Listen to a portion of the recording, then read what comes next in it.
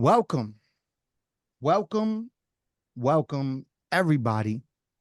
This is the CyphaDen Chat in association with the Denku podcast. I'm your host, Tayamu Denku. I got my homie Pestilence, or he constantly changes his name, Pestanimo Bay today. All crazy. In the Real MCs Don't Rap Over Their Vocals hat. And then tonight we have special guests. I mean, legendary battle MC, also been creating music since the 90s, the founder of Stronghold, Breez Evahflowin in the building. How you doing? I'm feeling good, man. I'm feeling good. Thank you for having me, man. Yes, man. This is great. The thing, so I was not super familiar of you the first time that I had seen you in person. We didn't actually, I don't think we actually had an interaction, but I was at the 2003 Scribble Jam when you were basically done with battle rapping at that point already, but decided to just step into it anyway. But I was at that event, and then I searched the catalog then, and I was like, oh well, he obviously doesn't care about battle rap no more because he's got all this music now. So and you did all these other battle rap things previous, like the Blaze 99, the Yo MTV rap battles. I mean, you did a lot of things, man. You did a lot of things. And and I think at that time I wasn't aware that you were the founder of Stronghold, because I've been friends. Well, I was like online friends with Immortal Technique since I think two 2000. Like we used to talk online all the time back in the Yeah. day. And like before he even put out Revolutionary Volume 1.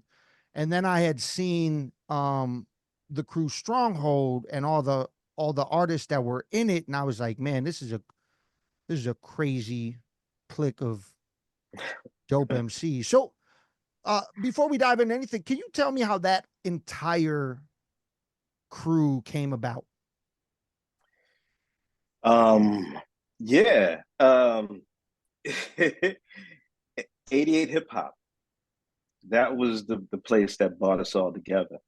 And 88 Hip Hop was like one of the first online hip hop shows back on pseudo online networks in 2000, right? Or right around the 90, 97, 98, going into the 2000s. Hmm. So the studio was inside of this huge loft down on Broadway in Houston, and it was on the sixth floor, and they just owned this whole loft. And back then, like people didn't know what to do with their money. They just knew the internet was something. There was potential, so they were just pouring loot into it. So pseudo online networks had floors in this building, with these huge spaces and all sorts of randos walking in from the street. But on Wednesday nights with 88 Hip Hop, so 88 Hip Hop, everybody used to go up there and be in the ciphers, out in the loft space outside of the radio station. And every now and then some people would go into the radio station. Um, and so I would battle up there on the radio station and then jump out and jump into the ciphers. And that's where pretty much everyone in Stronghold was involved in the battles up in the 88 Hip Hop in some way, shape, or form. And definitely in the ciphers. Because for Stronghold, what I did was I literally made flyers, because me, Stealth, and Penn were hanging out pretty much every night, going out different spots. And so we knew we wanted to try to put something together. And then we handed out flyers at 88 Hip Hop on some like recruitment drive. Okay. um, and then we had a meeting, and like 5 people showed up, and that's what started it. And then it grew to like 10. That's dope, man. Was there, Crazy. and there was compilations, but there was never like, or did you consider the compilations like official releases, or was there ever an official Stronghold album, like where y'all all got together and created something, or was it more compilations? It was more compilations. Like that's the thing. Like we were a crew of strong individuals. We just enjoyed rocking with one another because of the level that we performed at. You know, there was Yeah. this energy, this intensity. And you know, I mean, in all honesty, like there was this blackness about the crew, like that was like kind of unique on the scene at that time. So there was that solidarity and understanding, you know, as far as like upbringing and cultural, you know, interest at that time, you know, for where we was. And in a lot of ways, that was a bit of a standout in some of the deep underground spots. But we were able to like jump into a lot of mainstream venues also by playing the black card, which worked to our advantage. You know what I'm saying? So we've, as a group or a collective, have been able to touch so many parts of hip hop, and all of us can attribute it to that time when we were lifting each other up and pushing each other to be the best we could be. Yeah, and for the people who are unaware, can you just drop the names of everybody that was official in Stronghold? Absolutely. Self Index, Poison Pen, Lifelong, C Ray's Walls, DJ Static, Immortal Technique, Swave Seva, Wiz, Big Mike the Terror. Yeah, crazy, crazy It was like lineup. all dope names too. It's like everybody's got a crazy name. Not only are they all dope individuals, they all have dope names. It's like his name was Carl, but we're like, come on, man, you gotta be something dope. He was just Carl, but we upped his name a little bit. No, that's dope. And I actually really like the what you said though about like the success and the like the just the ascendancy being attributed to you know everybody kind of challenging each other. And like I mean I've been blessed to be part of a couple different groups of people that I work with close. And I mean one of them obviously is Denku. Him and I are going on this tour. We've done a lot of music together. We started doing stuff, and it's like I really have seen it in like a very real world application of like, man, Yeah. when you really challenge somebody that's like with you, where it's like Mhm. something crazy and you're like, I'm gonna do something crazier, and you guys just keep upping that. Yeah. Like, wow, we're all eating now. We're all eating in Yeah. different tables now because like Yeah. we've just ascended past where either of we were. We weren't even close to this before. But That's it's it. like that. That's It's it. the same thing with like, I mean, Hmm. you hear about a lot of the best athletes growing up. Like Yep. they had a rival, they had somebody pushing them, and Hmm. they it like that. You know, iron sharpens iron It is damn sure does. Yeah, man. so true. One of my favorite That's dope. sayings, brother. One of my favorite sayings. Likewise, Yeah, man. that's dope Word. though. Um, what was the start for you, Breeze? Like in hip hop altogether, what was the official start? What brought you to want to be a part of the culture, to want to be an MC? What was that start? I think just the love of the music, you know, like back when I was a kid, and you know, I have no problem dating myself. Like I was born in 1970. Like hip hop basically grew up with me in the city. I lived on Upper West Side of Manhattan, still on the Upper West Side of Manhattan, and grew up there. It was a real diverse neighborhood at that time, um, and so I saw hip hop bringing everybody together. It was a unifying element.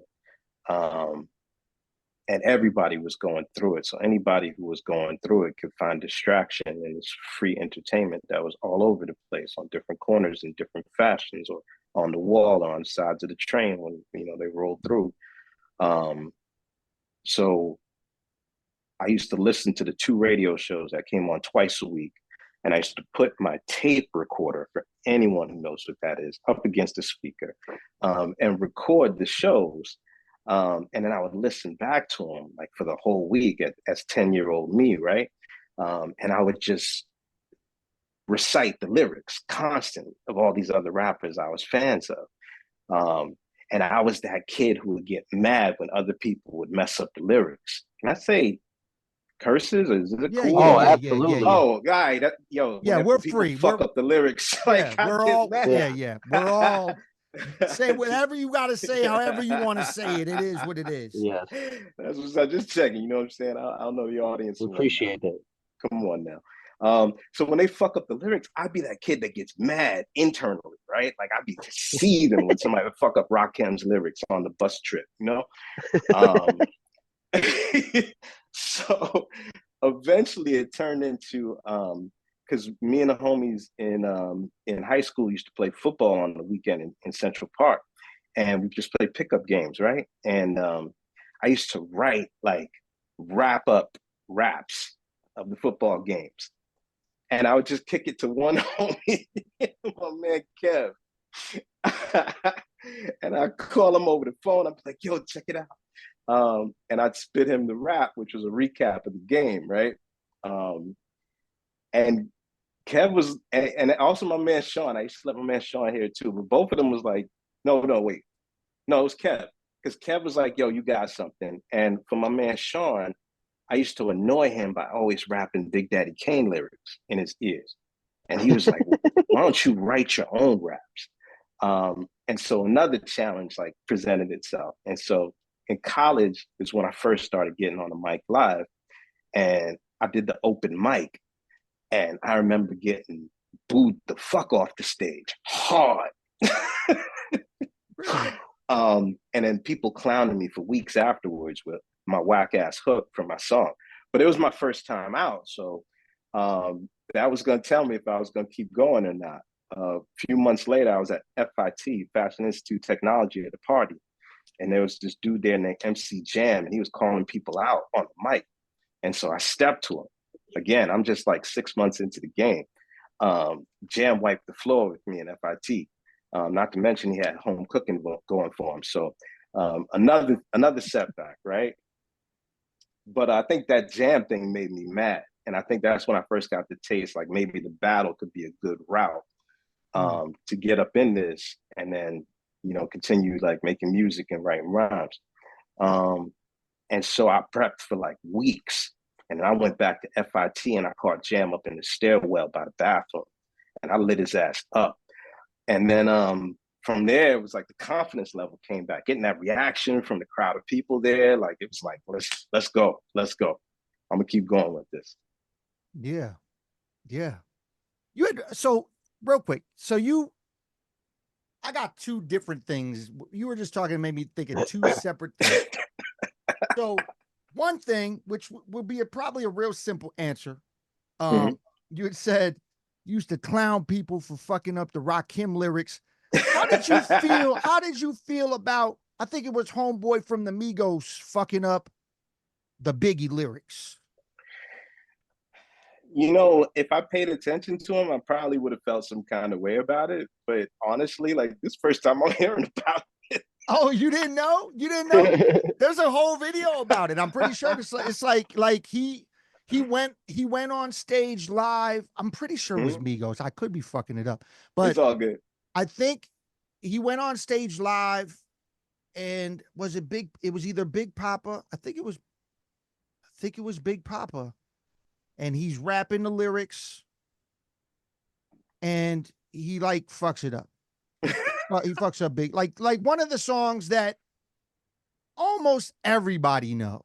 I was just gonna say, I'm a little offended now that you said it was that song. It's like, you know, like Everyone if you catch knows that something song. deep, if you catch somebody deep in the catalog, it's like, all right, I'll give you a pass. And if you freestyle your way out of it, cool. But like Big Papa, bro, Yeah. I know people that are fucking country music heads that could recite the lyrics to Big Papa. Are you kidding me? Hey man, it happened. It was a thing. And the other thing, Ouch. so freestyling, you're from New York. You had mentioned Big Daddy Kane. Big Daddy Kane, not that long ago, there was this whole dispute thing that I saw online. A bunch of people, and Big Daddy Kane came out. I think LL Cool J was around him, and everybody was talking about what freestyling is. You're in the battle rap era. I've seen you freestyle off the top. Where I'm from, a freestyle was off the top. Big Daddy Kane said it can be any free verse with no direction. What's your perspective on what a freestyle is. Being that you go off the top as well, but you know what I'm saying? Yeah. You know, the origin of it was just like picking a verse either out of the air or out of your ass, right? Like to kick a freestyle. It's like it's a free verse, whether it's like a verse you had already written or a verse that was just being made up on the spot. Like that's what a freestyle was from the onset. So I'm gonna stay true to the origin of the word, but freestyling is something different. Freestyling is the spontaneity, the making it up on the spot, Mm. pulling things out of the air. Um, that smooth pass to that next MC who picks it up and then carries on with the same theme, concept, or whatever it might be, right? Like that's freestyling. But just to kick a freestyle, like traditionally from way back in the start of hip hop radio, like it was just people dropping a verse. It just wasn't part of a song. Okay. Very, very interesting. I was just curious because I'm close to Chicago area, and from from when I started rhyming, uh, that's what it was around here. So I don't know how it got kind of like transferred to Mm-hmm. different areas, but like around Yeah. here, it was always off the top, and that's why we always get in these disputes, like Yes. around this area and shit like that. But I totally get the origin, and then the way you described freestyling, I definitely get that from your perspective. So that's dope. That's dope to get your perspective on it. Appreciate that, man. I Yeah, I But I blame the know it's English language. yeah, man. It's a hot one though. It's a hot topic too. I know a lot of people who are very personal, or you know what I'm saying, like evangelical about it even, because it means a lot to them. And I understand that too. I just like don't want to get into that part of it, but I'd rather like get really specific as far as like the action of it. You know what I'm saying? And that's where I can define it a little bit better. yeah. Pest, you got something? No, I totally agree with that, and I think I blame the English language, right? Because it's like, I mean, I was telling Denku this past weekend we were up in the UP, doing a couple dates, and there was we went to get pizza at this one place, and on their Mm-hmm. menu it said pop, like not soda, it said pop on the menu. It's like I'm like, dude, somebody from Nevada comes up here and sees this and be like, what the hell is pop? Yeah, And things mean yeah, different things all over. So it's like Yeah, yeah, that's kind of the I think where you get to the problem. I think like where we're doing ourselves a disservice is like in a lot of cases it's like after you have the conversation, you figure out where the person stands on the subject. And I think that's the important part is like when yeah. you have a conversation with somebody and you go, hey, what do you think of this act versus that act? Because I mean, Mm-hmm. it is undeniably a different thing. I mean, it's like you're writing, one you're just coming up with whatever you're coming up with off the top, and they're both two different muscles that you got to exercise if you want to do them. And it's like Yeah, it's the same as any other debate. I think in a lot of cases that we've had with like different elements of hip hop, like through our time, me and Denku together, is like, somebody will get mad about the stage side of stuff, and they don't really do a lot of stuff on stage, and it's like a kind of annoying to us because we're on the stage all the time. Like, why are you getting mad at us for our opinions when you're not even on the stage ever? So yeah, like you don't have the experience of doing this enough to really like for me to respect your opinion as much. It's totally cool to like if you want to do, you want to be a studio head, that's dope. Be a studio head, or if you want to be a stage performer, that's dope. It's like be that, but mm-hmm. it's like it's so strange to me how far it feels like we've become removed in a lot of cases because it felt like like just hearing you even talk about Stronghold and how you guys just like iron sharpens iron, and it feels like that's a big thing like hip hop's had going for it for a long time. The craft Mm-hmm. evolved because of that in a lot of different eras, and it's like it Yeah, feels like a lot of times people are like they get away from that side of it of like the growth element of it, and it's like mm-hmm. like what are your thoughts on like because like you did the battles, right? Were those battles primarily off the top battles, or were they battles where you guys were writing beforehand? Um, the the early stage ones were all off the top. Like that was for the most part, right? Every now and then you'd be able to sneak in a written or what I'd like to call a launch pad where you got like a good 8 bars that'll get the crowd rocking before you can jump off and start freestyling afterwards and rock on for the rest of the minute or whatever the round was at those times. So it was a mixed bag, but there were so many unique artists like on the underground scene here in New York who were in those battles. And all of them were doing a little mix of everything, a little written, a little off the top. And it was challenging, you know? And so you had to have some freestyle, right? Like you didn't have to be totally a freestyle MC to, you know, make some moves or move up some rounds in those battles, but you had to have some freestyle. You had to be able to come up with something on the spot or turn something around as something somebody threw at you.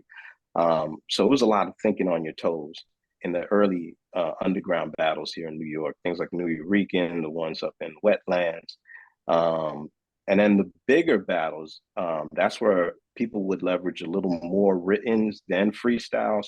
But I stuck to the same formula from the underground battles in the Blaze battle and on the direct effects battles. I would basically size up the competition during the sound check.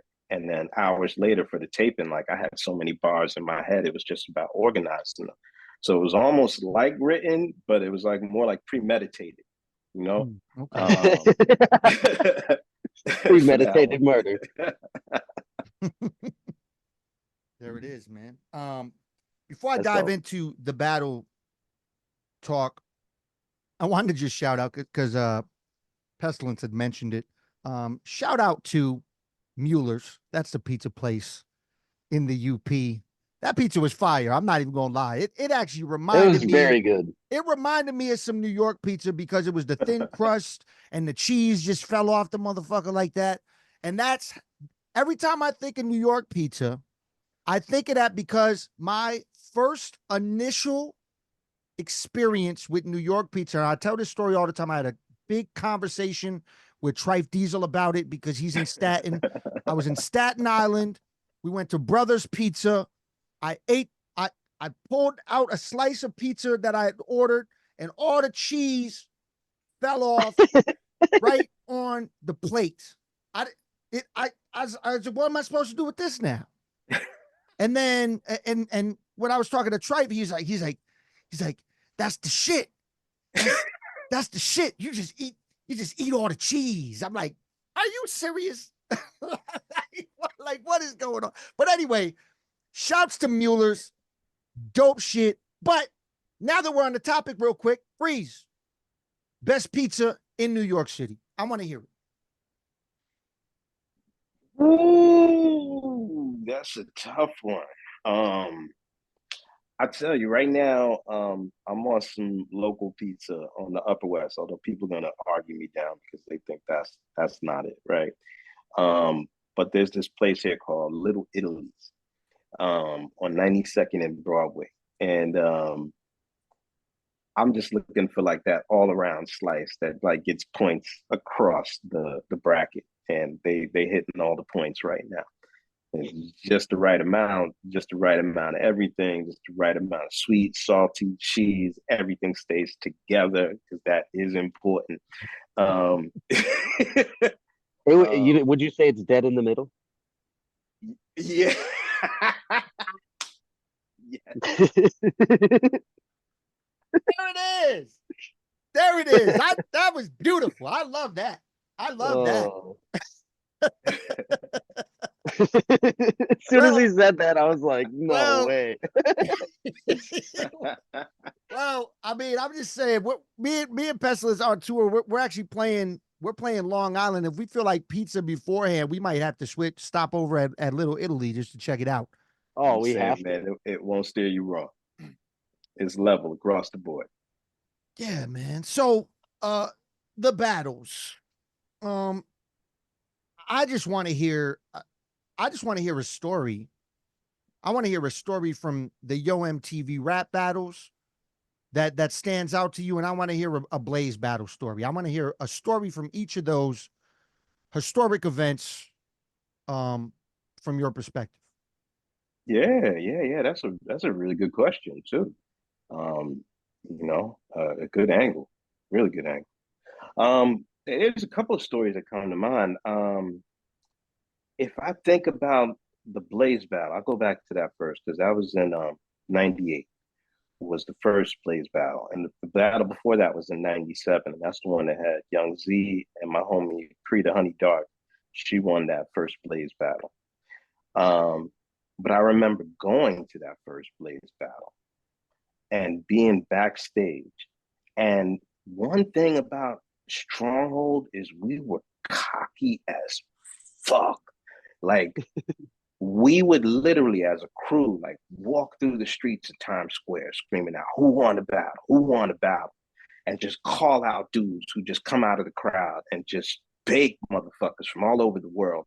Because that's just what we did. Like we were like that about it. And so I was backstage at the Blaze battle, and I was like, "What the fuck? Like, why am I not in this? Like, I would have fucking ate up in here." Like, I was like, and I was saying this out loud, using my Times Square voice.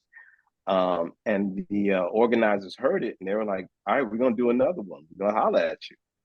I hope your money where your mouth is." They was looking at me like food. Um, but I was like, "Yeah, I'm good for it. Let's go."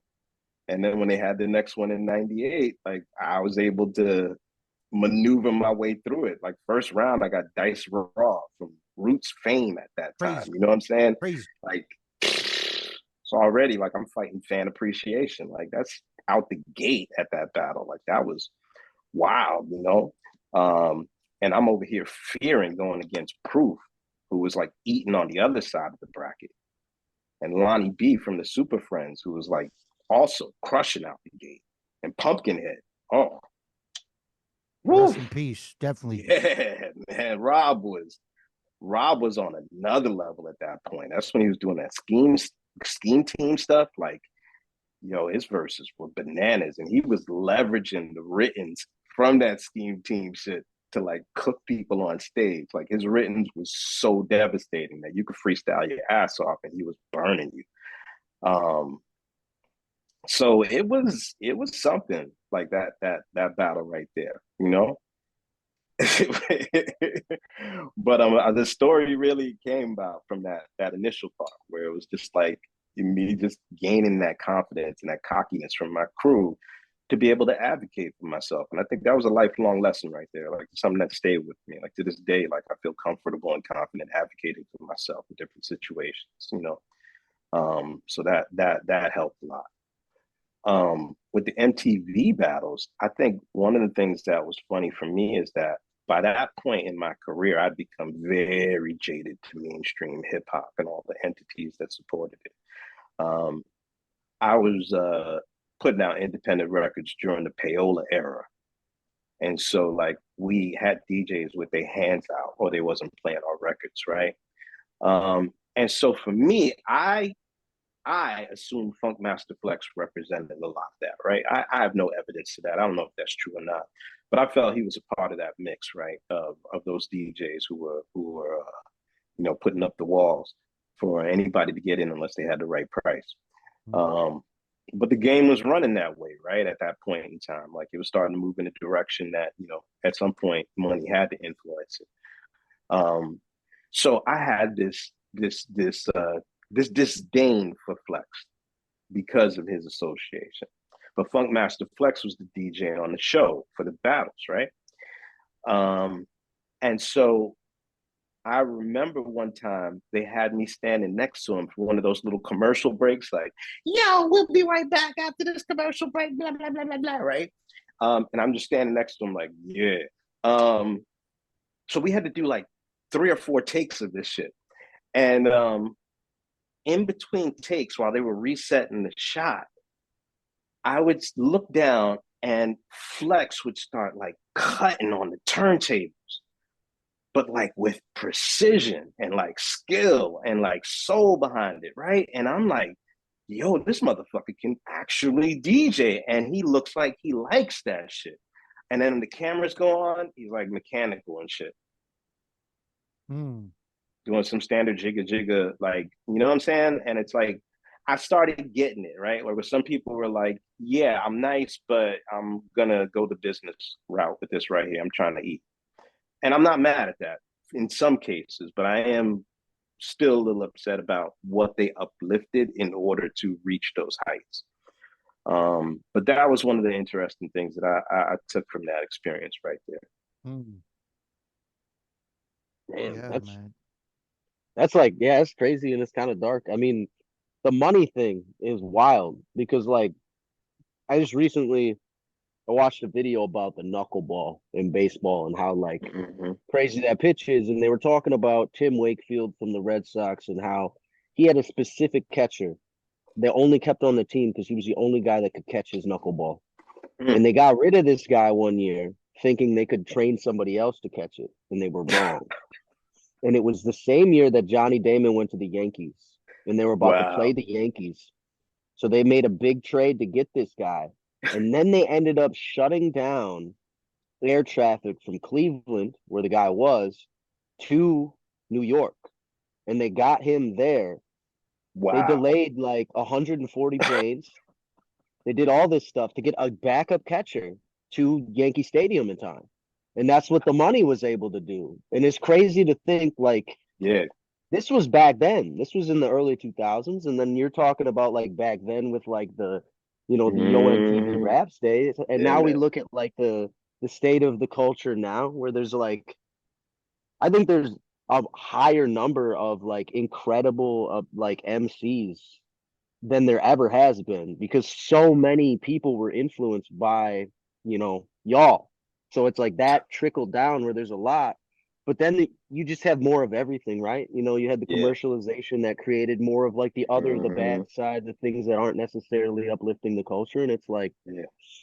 there's always, man, Mob was right. There's a war going on outside, always, Mm-hmm. always for that. And Yeah, hip hop man. is, I think, a constantly in that flux. We're not impervious Absolutely. to that either. Nah, man. Not at all. So how did the first record come to be? Because 96 you had put out a vinyl single, right? Was it a vinyl single in 96? It was, why am I fucking up right now? It was, hold on. I got it. I have it. Let me just open up my stuff real quick. I have it. Forsaken, Yeah, man. 96, the vinyl. Um, so how did that come to be? And was it the battling that took up your time after creating music that took it so long before you came out with an official album release? Um,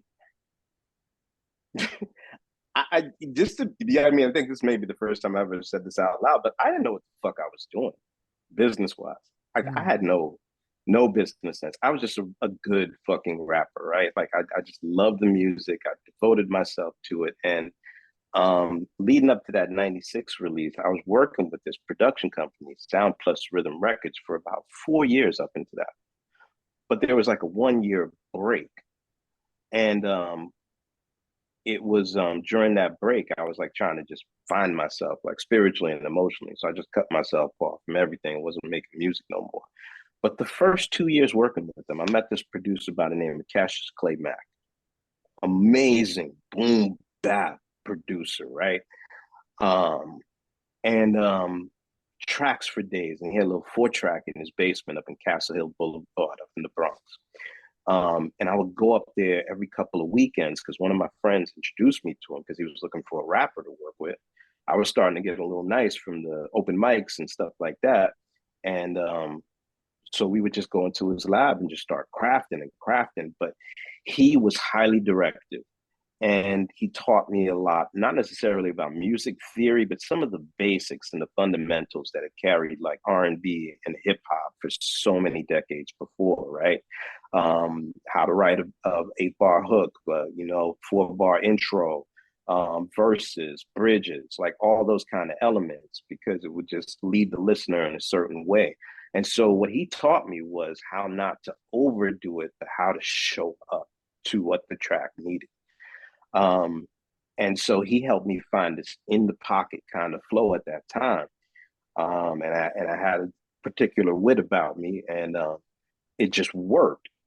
And when I went to find myself, I took a break. He reached out to me and he was like, "Yo, I know you're on this spiritual journey, you're trying to find yourself, but in thinking about this, I got this track, and the hook was, my God, why have you forsaken me?" And it was like the perfect thing to pull me back into making music again and working with them again. But I messed up that relationship because I was just thirsty for more rhymes and I wanted to get out there more, and they weren't moving fast enough. And then one of the guys who invested in the records ended up being like the head of promotions for Bad Boy Entertainment. The other one, and the producer Cassius Play Mac, ended up producing tracks on Biggie's album. Meanwhile, I was just jumping from one indie to the next indie to the next indie because I just wanted to rap, rap, rap. But I did not focus on the business end of it. I get it. I understand it, man. I mean, I wasn't big on business early. Uh, I'm still not crazy about business. I mean, the business is good, definitely. If you if I'm honestly, I just love this shit, man. It's pretty much what it is for me. I love the hip hop culture. I love all elements. Yeah, I love creating. I love performing. I love punchlines. I love all of it. I love the shit. It's cool when you make money off it. I mean, that's cool. That's dope. But you know, I I don't think that was ever my goal. yeah. My thing was I would love to get to a point to where I could do music as a full-time job, but do I need to be famous? I never needed to be famous. I just wanted to be I tell people this all the time. I just want to be one of the that lyricists that I look up to think is dope. I hear you, man. And that I feel like I'm pretty much there. I mean, I work with a lot of artists. You know, obviously rest in peace, Chino XL recently, but Yeah, he always told me I was super dope. And we've done music together. yeah. And that was one of my big inspirations from start. You know what I'm saying? So um yeah, man. I'm just happy to still be doing it. I'm just I happy hear to you, still be brother. doing I hear you. My point more along the lines is just don't miss out on the opportunities when they're in front of you, right? it. Like, continue to strive for what you're striving for. But like, I was oblivious to like easy opportunities to like connect with people or, build my fan base or stay in touch with those people who would continue to support me. You know what I'm saying? Like, after the show, like, one thing I love about seeing Technique come up is I remember going on tour with Technique down in the South.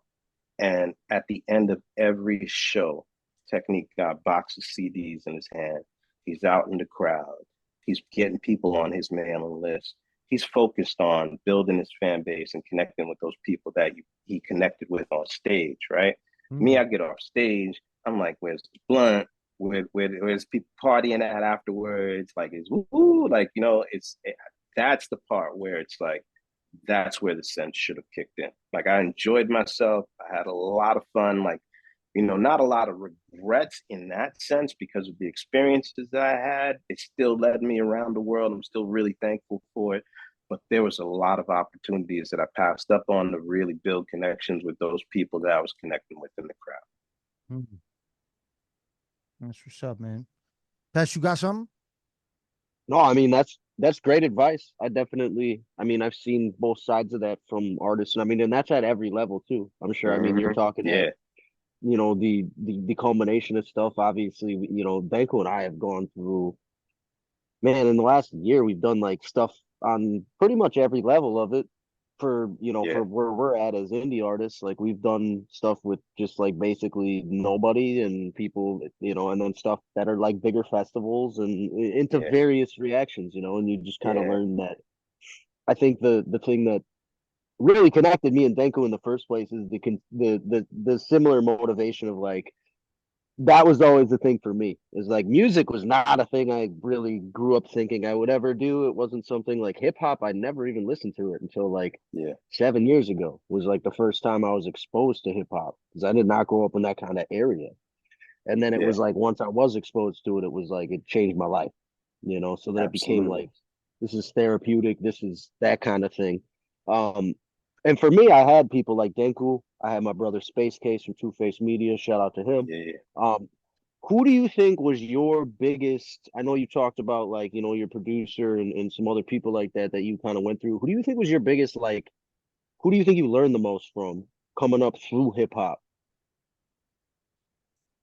Ooh. Um, Man, again, I gotta say, Cassius Clay Mack.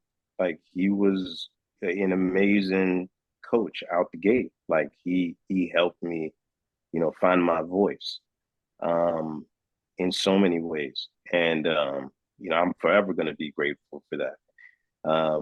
He was somebody who really gave me like some strong fundamentals, and you know, I definitely continued to develop after that and pushed in different ways.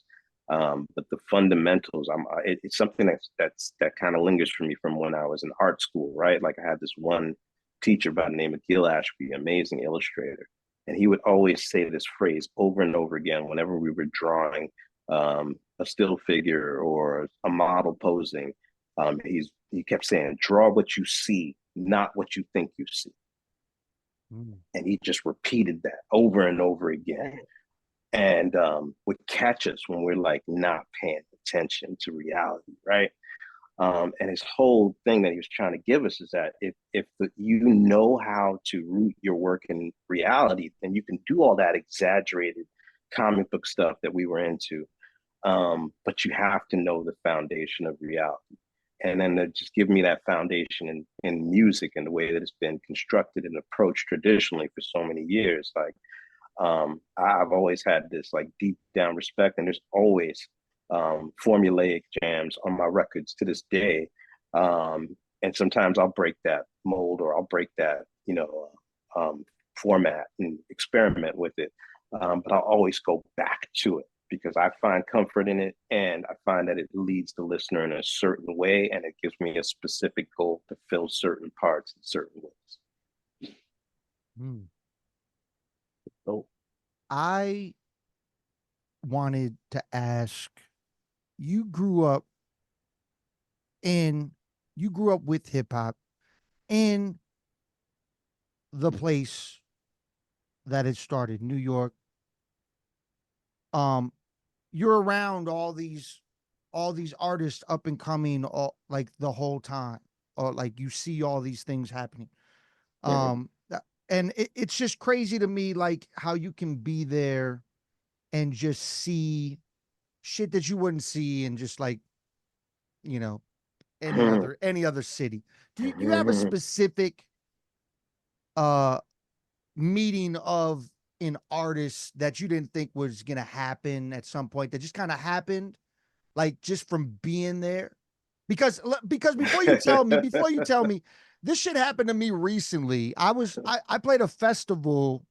Like I'm down with 100 Mad. That's Onyx's label. I played a festival out at Sony Hall last year with Onyx, and it was like the last day of the hip hop 50th anniversary in Times Square, where they were doing an event out there or whatever. And I remember before the show walking out there, Onyx goes out there, they just jump on stage real quick and do slam like, and then right after they get done, who rides up on their motherfucking pedal bike?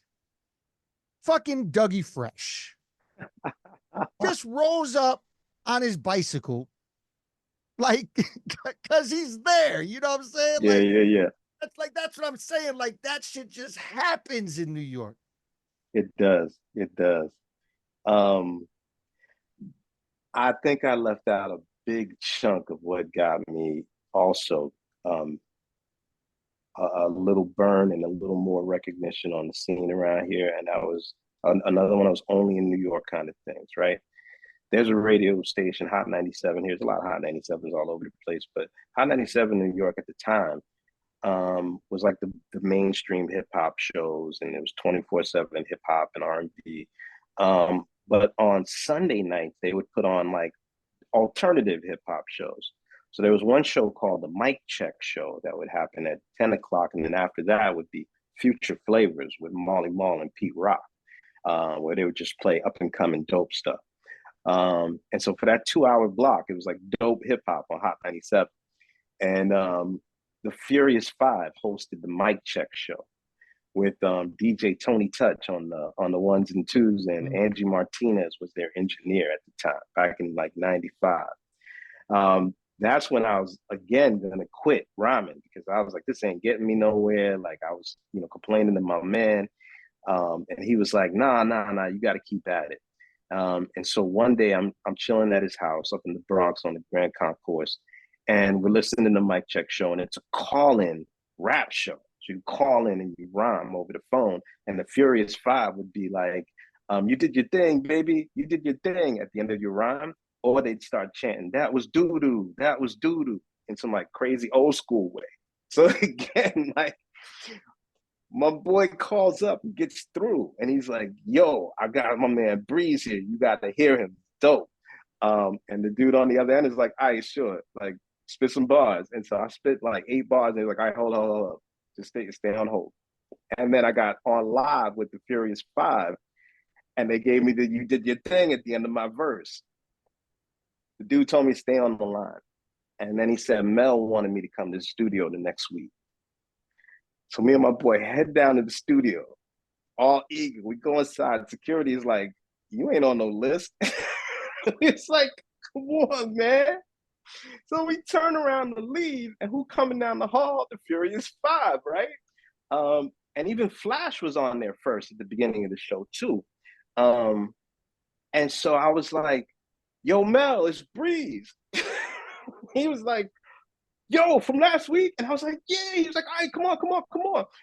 And so they brought me up the elevator with them, and I got to spit live on the show, and they just kept me there as like their new school attack dog. So anytime any new school rapper would try to get too loose, they would be like, get him, Breez. And I just dropped like right after him, but right next to them. Because that was my thing. And I was like ciphering with the Furious Five for like weeks, for like a year and change. At That's one point, they subbed in Grandmaster Caz because Mel was out for a little while. And so I'm up there rhyming with Grandmaster Caz, Melly Mel, Kid Creole, Scorpio, like Raheem. Like it was,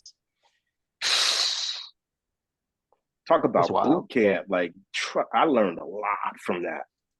The only thing I regret was I was too pet to go in the booth when Biggie was in there, and they asked me to. And I'm still mad at myself to this day, but I just didn't feel like I had the bars at that time. Biggie was like on fire. Yeah, man. Yeah, I mean, I don't know. I feel like I probably would have did the same thing. I don't I don't know though. I don't, cause like I never really ever back down from any challenge. Really, like anybody asked me to freestyle or do anything, I never really back down. But I mean, I've never been in that situation. You know what I'm saying? Where like, yeah. So I don't know what I would have did. But sometimes you feel like you got bars on deck. Sometimes you don't. You know what I'm saying? Like when Lords of the Underground was popping at that time too, when they came through, like I was up in there. I was like, fuck that. Like I got this, and held my own. But Biggie was like I said, on fire. And that day, I did not have bars on deck, and I did not want to go off the top because I know he wasn't. Yeah. Man, that's history right there, man. That's some history right there. Yeah, that's wild. Oh, so okay. So I mean, did someone talk you into jumping in the Scribble Jam battle in 03? How did that happen? Because like, did you want to battle in 03? Because I feel like I said, you had already been like, you were creating at that time. Like you were pretty much done with battling at that time. Yeah, and I should have been done with battling at that time. That's part of the bad business decision phase, right? Like again, another independent label. Um, Still haven't really changed my perspective on things. Still partying a lot. Um, and But they had some bread, so we were like moving in different parts of the country to do stuff. But um, it was also a point where because of those bad business decisions, like it was affecting my personal life. And so I'm in the process of like essentially couch surfing, homeless at that time, while trying to scribble up shows. You know what I'm saying? Like, so Scribble Jam was perfect. Because dude was like, yo, we'll pay you. You come out here, you get to do a set, but you have to battle. And that was the caveat, right? Like, you come out here, you can rock a set. And I'm like, yo, I got these CDs to sell. I got a rap to eat. That's a really good platform. They gave me the most ass performance slot ever, like right at the lunch break in between the main stage events. So people are just walking out while I'm Hey, rocking. real quick. I don't want to show no disrespect or shade, but bro, I didn't even know you performed at Scribble. Exactly. Because they gave you the Wow. shitty slot. Exactly. Oh, God damn it. Exactly, man. Oh, dude, I was in the worst mood also, and then I just got drunk and got up there and made an ass out of myself. And I was like, I should have passed on this shit. I should have passed because I was not in the right frame of mind for it, nor was I in the right space for it. But that's that rap to eat era, and that's tough to be in that position. You know what I'm saying? Like I'm been gainfully employed for like 17 years now since the rap to eat days, right? Like it's very different, the consistency, but just knowing like, where my next check's coming from gives me a great deal of comfort at this point in my life. So now when I'm making music, it's fun again.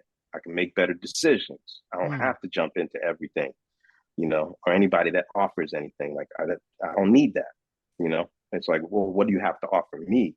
I can ask more likely at this point, because it's not rap for eat, but rap to eat is tough. And I feel for anybody who's going through it, who's gone through it, who's been there. Like it's you just gotta take these opportunities, and sometimes these opportunities aren't good. Like I think about these whack ass beats that I rapped over because somebody offered me a couple of $100, and I'm like, man, that'll go a long ways.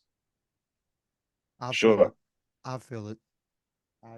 I definitely get that. Because there's like this. We've talked about it. I don't know if you know about this situation that's been going on. I feel like it's killing the feature game. We've had talks about this on multiple episodes.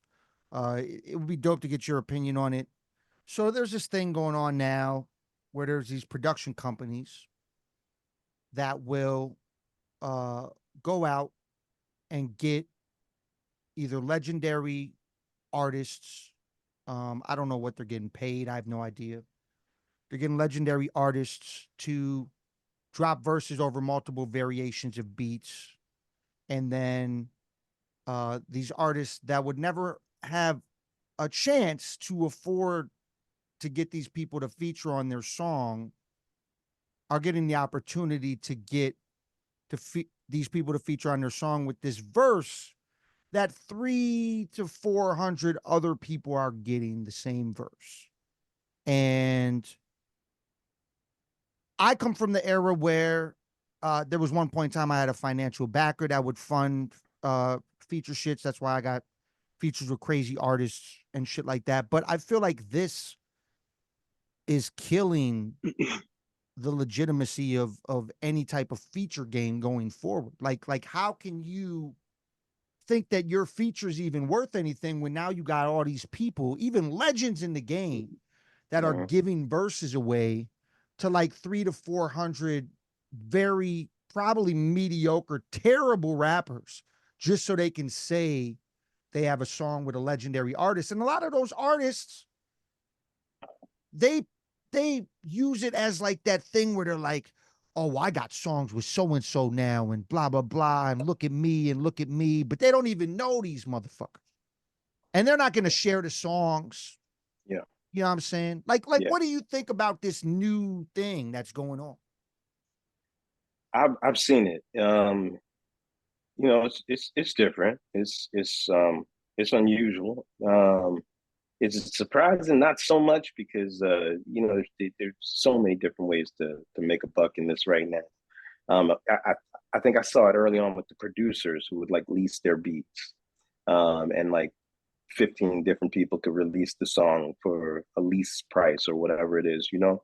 And so since the producers were doing it, I guess when somebody saw that some of these guys were getting paid for operating like that, they figured, well, let's add some verses to this and just take it to the next level, right? So it's like the natural progression of what that shit was already turning into.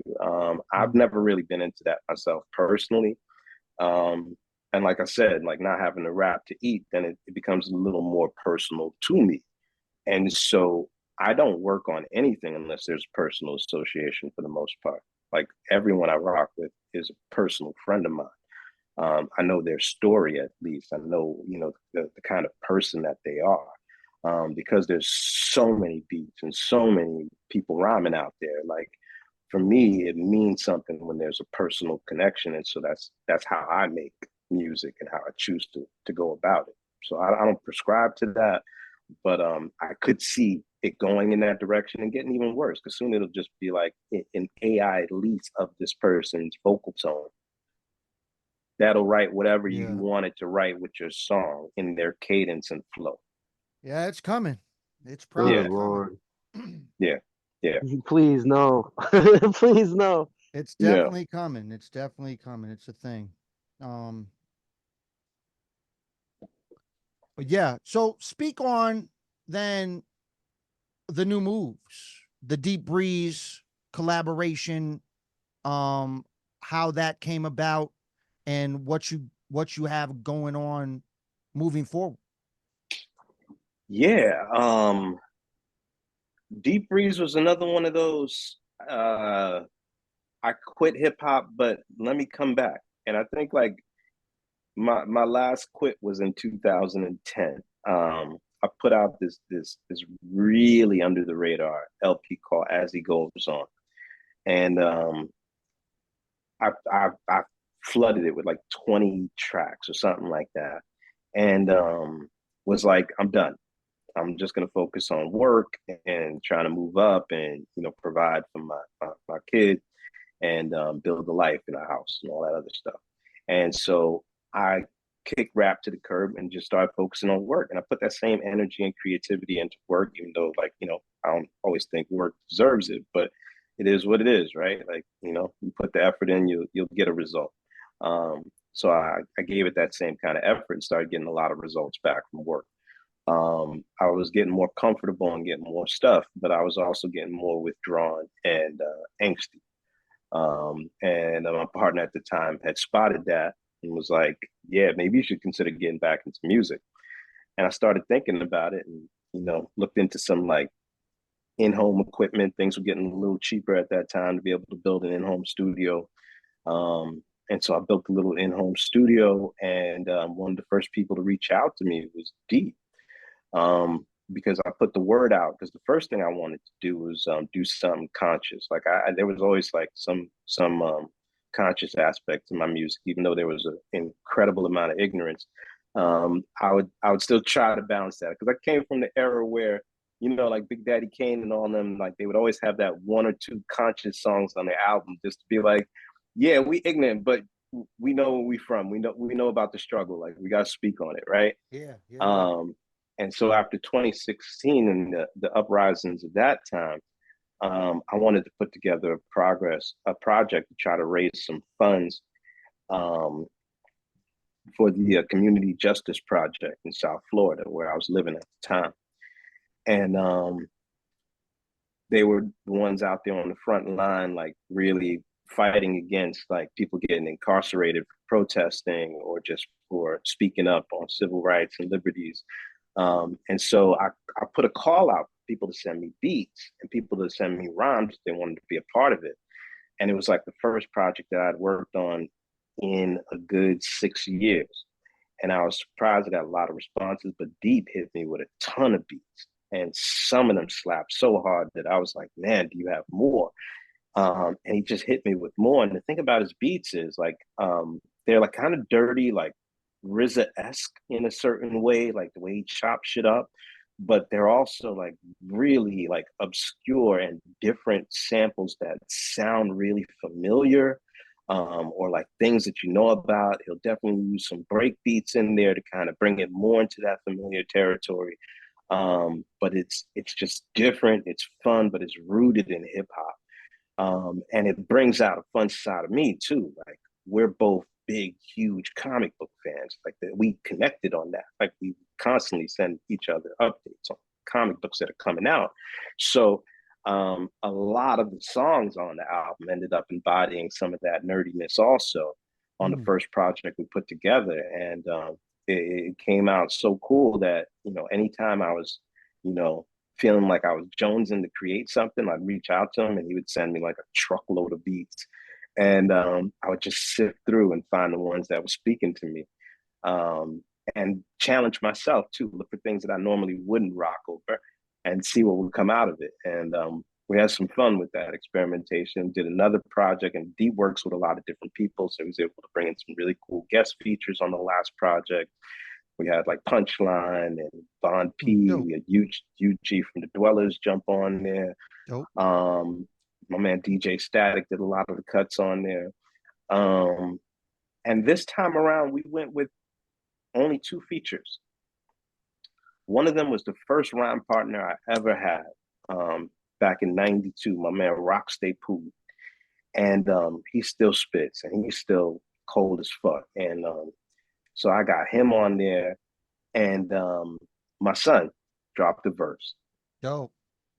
because Hell yeah. I was rocking. He was like, "Yo, can I get some?" And you know, it was his first time dropping bars, let alone dropping bars on a project. So you know, it was And and dope. and and are those two of the most proudest features you've had on records? I feel like that would be right. Like you got your son Yeah, on it, and then you got the first person you ever rhymed with on the. yeah. The first That's person to cold. help me sharpen my sword, absolutely. Like this dude was one of the most abstract old MCs from that era. Like his thought process was on another level. You know what I'm saying? He really, really helped me think outside of the box when I was like stuck in my 4-4-4-4.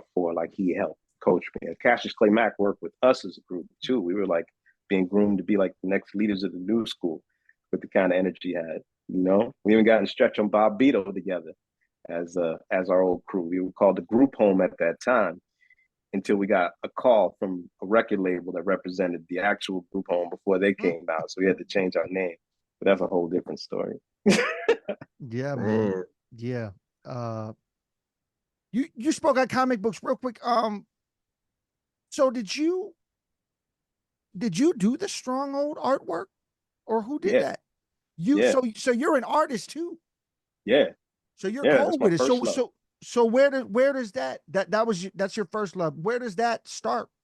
Where did you know that you were cold at drawing? Because I feel like kids kind of don't really know they're cold at it unless somebody tells them they're cold at it. Man, I've been called to it since kindergarten. Like I draw in all my books. I was that kid drawing in between all of the textbooks, drawing on the back of every page in the notebook. Like just I would just draw constantly on anything and everything. And then I remember the first comic book I bought was X-Men 149, and I fell in love with that medium. And then I wanted to be a comic book artist, and I would go to comic book classes on the weekends with these different comic book artists that would teach us how to draw all the fundamental stuff.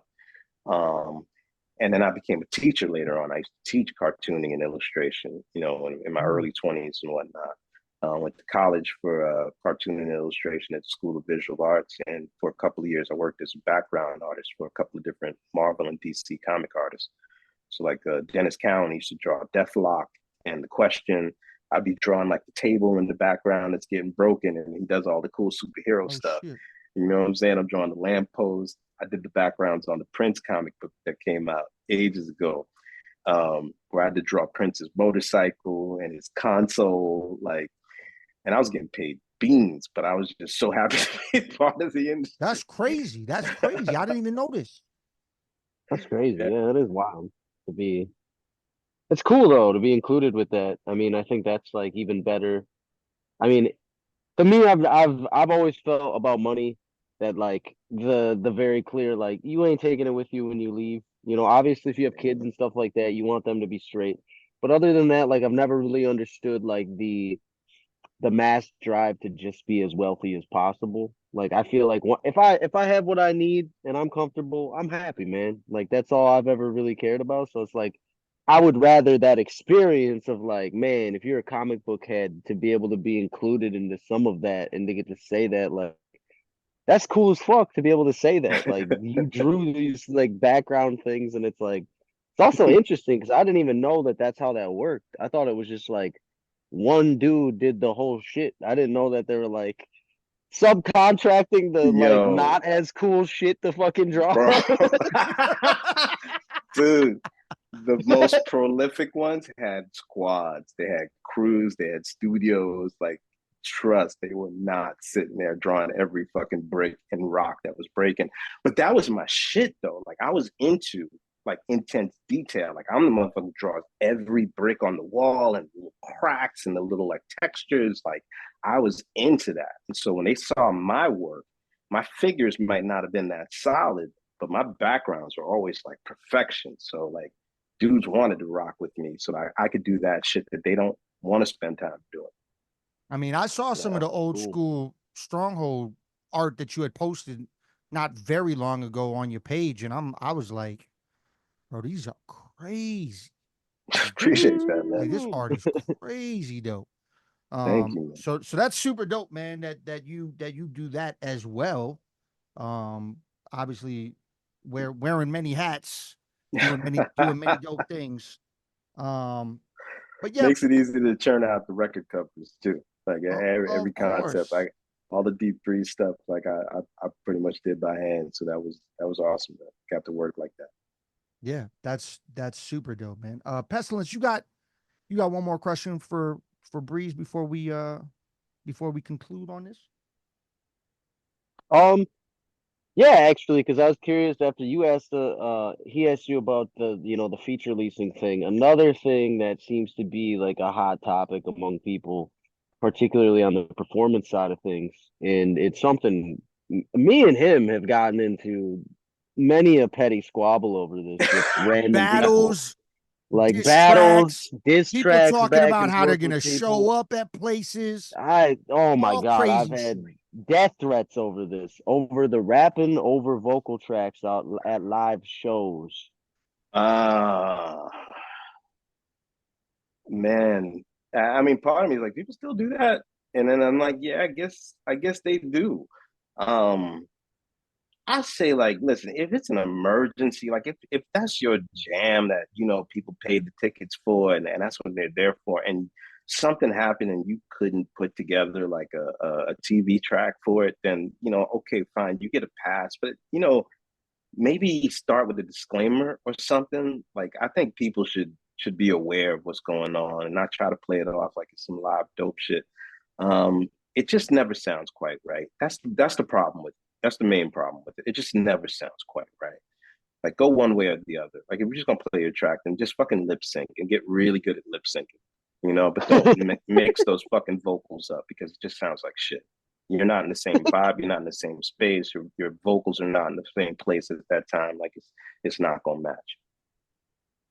So Right. that definitely goes out to all the people out there who have started rhyming over their acapellas, because that's a thing now. I don't even What? Yeah. understand. Oh yeah, it's a Yeah, we've thing. seen that a couple times. I saw at a big event in Illinois 2 years ago, I saw somebody do a comedy skit over their vocal track to open their show. When I tell you I was outside smoking a joint in the shortest amount of time at the beginning of a show I've ever experienced, I was like, I cannot be around this. I'm gonna get kicked out. Like this guy, what is happening in here right now? I just Yeah, don't under. To me, I just don't understand because like we've been blessed, right? Like this Friday, we had a big time slot between me and him, and we decided to fuck around and try something new because we're going on this tour because we haven't like really done a lot of split sets. We decided to just do a split set where it was like let's just do a combined set and just kind of free flow, do what we want to do. We ended up rocking for Yeah, 2 hours straight, and that's it what's up. was awesome. And it was just like the free flow, like I think it's the same thing. Like I never understood how people could run and they get like a runner's high and you feel good about running. But then after Yeah, doing that, it's like, okay, I do get it. If you love running, then you probably feel awesome after doing it for a yeah, long time. It's like I love hip hop. We love hip hop and emceeing so much. It's like having that, and it's like I just can't understand the allure of like not like robbing yourself of that when you have all the hmm, vocal tracks and then you steal away like some of the yeah, coolest moments are like those impromptu like I secretly because like I know most of my homies shit by heart. I listen to a lot of their music. I've heard it a lot of hmm, times. I can tell in like Denku, it's happened probably 10 times since I've been rocking with him, where like he'll completely fuck up a verse, like 2 words in, and then it's an entire freestyle verse, yeah, and no one else knows. yep, No one in the yep, crowd has any fucking exactly, idea, but I'm exactly, like listening to it yep, like, you bastard, I can't sing along now. I don't know what you're gonna yeah, say. This is all yeah, freestyle.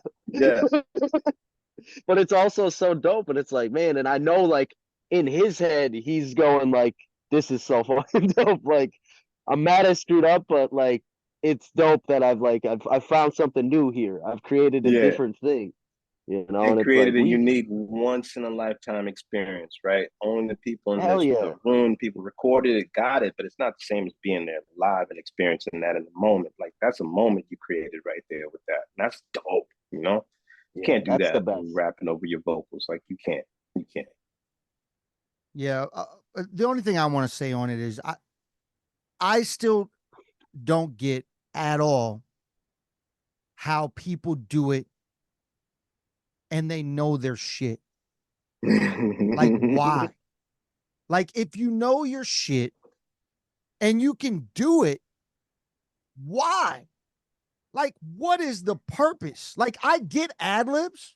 You can keep the ad libs in, whatever. If that's what you got to do, if you're a solo artist and you're not confident, or because you don't have somebody else on stage doing your backups for you, and you need to leave your backups in, okay, I understand.